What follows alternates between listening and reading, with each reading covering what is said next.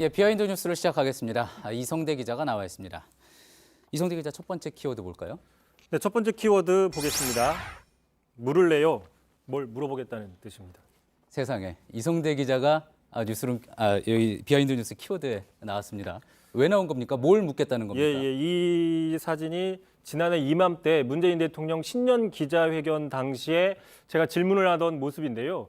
제가 굳이 이 장면을 가지고 나온 이유는 오늘 청와대가 이번 주 목요일이죠. 10일 날 올해 신년 기자회견을 하겠다고 밝혔기 때문입니다. 올해도 문재인 대통령이 직접 사회를 보면서 약 70분간 질의응답을 하기로 했습니다. 예.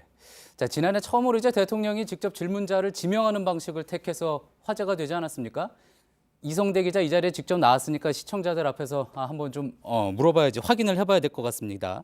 정말로 그 당시에 각본도 없었고, 그리고 뭐 질문자를 지명하지도 않고 그렇게 진행이 됐습니까? 네, 일단 제가 직접 참여를 했기 때문에 제가 좀 자신 있게 얘기를 할 수 있는 게 그런 일은 좀 없었다. 그러니까 이전 정부에서 보여주는 것처럼 뭐 일방적으로 자기가 하는 이야기만 한다거나 예. 또는 뭐 각본대로 진행된다거나 이런 적은 없었습니다. 그리고 사전에 질문자들을 정해놓은 게 뭐 알려지기도 해서 또 논란이 되기도 했었죠. 그렇습니다. 그러다 보니까는 좀 질문이 한쪽 주제로만 쏠리기도 했었는데 예를 예. 들어서 지난해 같은 경우에는 그 북한이 평창 올림픽에 참가하겠다 이렇게 밝힌 이후에 얼마 되지 않아서 기자회견을 했기 때문에 주로 질문들이 비핵화나 외교안보, 남북 관계로만 쏠렸고 예. 실제로 부동산이나 이런 문제들에 대한 질문은 나오지가 않았습니다. 자, 이래서 이번에는 좀 질문이 좀 골고루 나오게 하기 위해서 뭐 국내 정치나 외교안보, 경제, 사회, 문화 뭐 이런 식으로 좀 분야를 나눠서 질문을 해달라 이렇게 요청할 수도 있습니다. 그렇겠군요. 자, 그런데 청와대를 출입하는 기자들 정말 많지 않습니까? 대통령이 어떤 기준으로 질문자를 선택하는지도 좀 궁금합니다. 그래서 당시에도 기자들이 상당히 그게 궁금했습니다. 그럼 어떻게 질문자가 선택이 되는 거냐? 그랬더니 청와대 측에서 얘기했던 게 이렇게 얘기를 했습니다. 뭐 빨간 옷을 입어라.